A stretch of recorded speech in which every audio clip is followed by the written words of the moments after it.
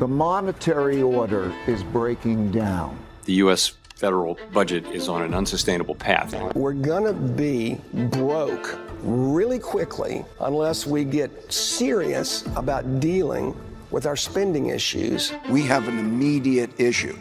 In the next 3 years. Yes.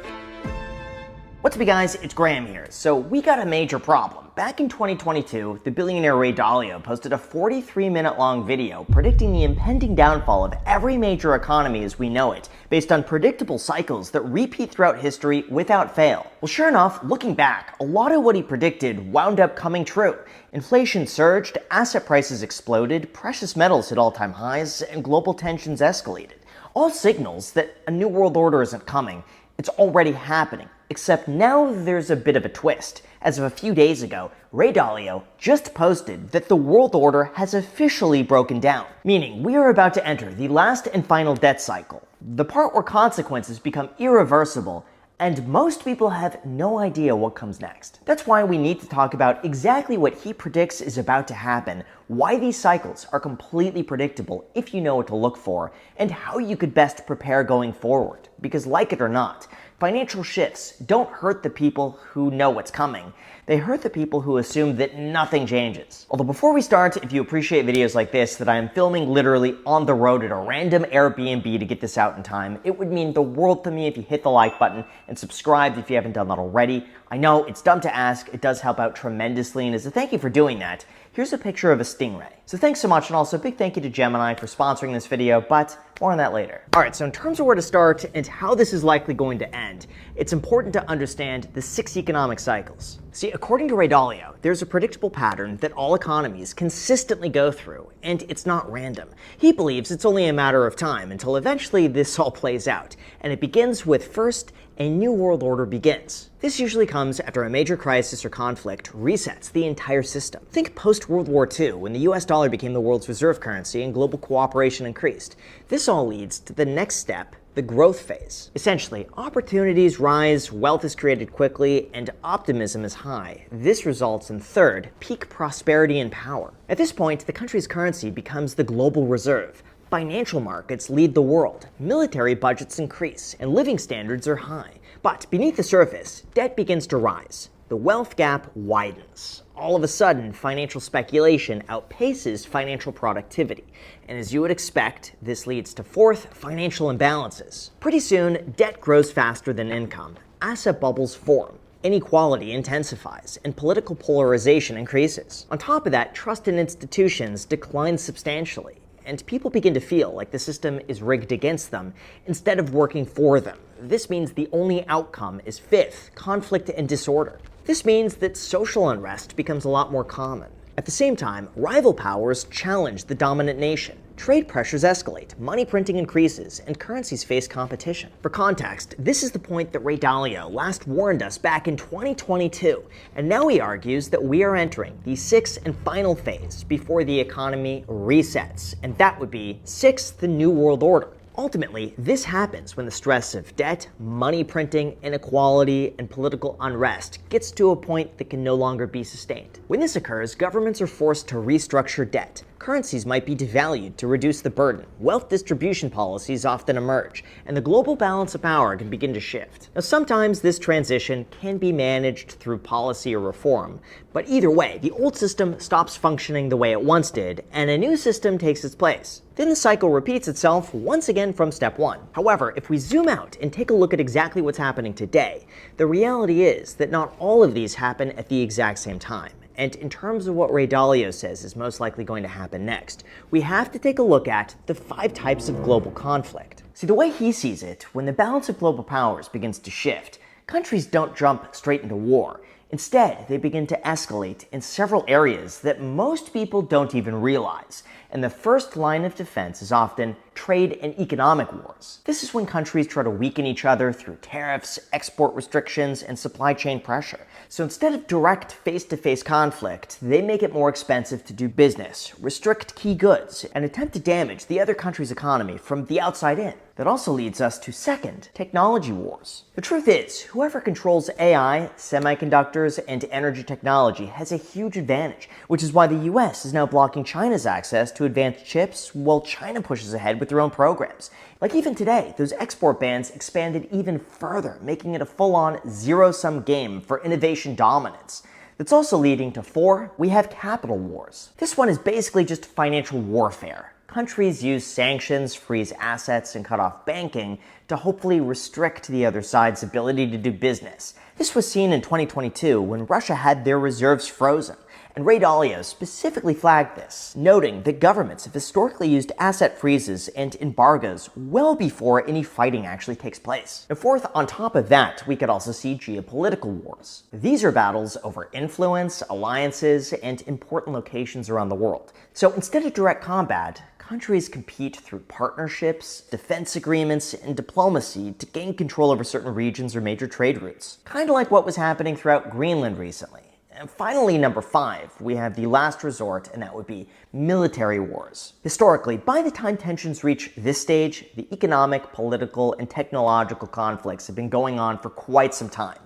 And at this point, both countries face an impossible choice: fight and risk enormous cost, or back down and appear weak. Now, I will say, Ray Dalio's point isn't that all of this necessarily leads to war, but it is to say that when the global powers begin to shift, competition between countries begins to increase. And if you zoom out, you could see that this has been going on for quite some time before most people even recognize what's going on. So in terms of what to expect, what he says will inevitably come next, and the blueprint that you would be able to use to come out ahead, here's what you came for. Because if history is any guide, by the time it feels obvious, it's already too late. Although really quick, while we're on the topic, here's what I've noticed. When the market looks uncertain, people lose jobs, volatility spikes, and everything reprices to a new normal. That's why I place such a big emphasis lately on diversification. So instead of just being all in stocks or real estate or cash, I'm able to get a bit of everything. And that's actually where our sponsor, the Gemini credit card, comes in to help. This is really interesting because instead of earning airline points that you forget about or credit card points that you barely use,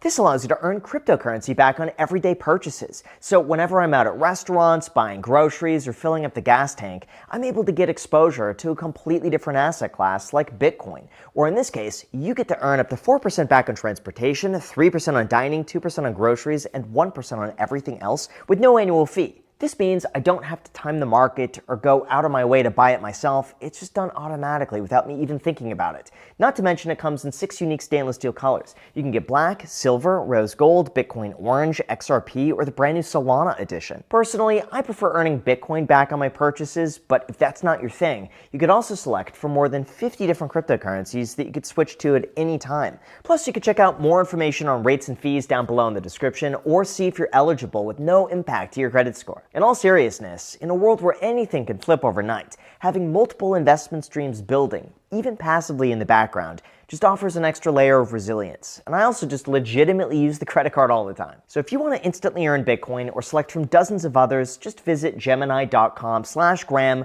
or click the link down below in the description to learn more and sign up. Again, that is gemini.com/Graham with the link down below. Thank you so much, and now let's get back to the video. All right, now in terms of Ray Dalio's theory, what he expects is going to happen next and how you could best prepare. Here's where things are getting crazy, because there is one more aspect that he considers to be the most dangerous of them all, and that would be the debt crisis. Look, here's the reality. The U.S. national debt is currently sitting at roughly $38.7 trillion. It's growing by approximately $8 billion every single day. And here's the part that's unbelievable. Interest payments have now surpassed $1 trillion a year, meaning we are now paying more in interest than we are on our entire national defense. Let that sink in. This also means that, for context, we are in debt about $113,000 per citizen. And it's only getting worse. Now, in terms of what Ray Dalio had to say about this, he was pretty blunt. He said that our grandchildren and great-grandchildren, not even born yet, are going to be paying off this debt in devalued dollars, and that debt crises like this typically develop slowly until it happens all at once. This suggests that history is again repeating itself, just like Ray Dalio warned. And when countries begin to grow the deficit to this degree, they don't just say, "Hey guys, sorry, we can't pay today. Too bad." Instead, they begin printing more and more and more money, which further devalues the currency, causes them to print even more money to cover the deficit, and this has been seen throughout every past economic reset that we've ever seen throughout history. So with US debt to GDP now above 120%, Ray Dalio argues this isn't some far-off event. It's happening right now before our very eyes. This is why his recent investment advice was pretty aggressive. He said that you have to stop thinking about traditional investing in the safe sense of buying bonds and treasuries and start purchasing assets that the government can't print into oblivion. Or I guess put more simply, at this stage in the cycle, the reward for lending the government money and getting paid back in interest is almost never enough to compensate for the lack of purchasing power thanks to inflation. Now, interestingly, he did not mention Bitcoin or cryptocurrency as an inflation hedge in times like this, even though a lot of people assumed that he would mention this.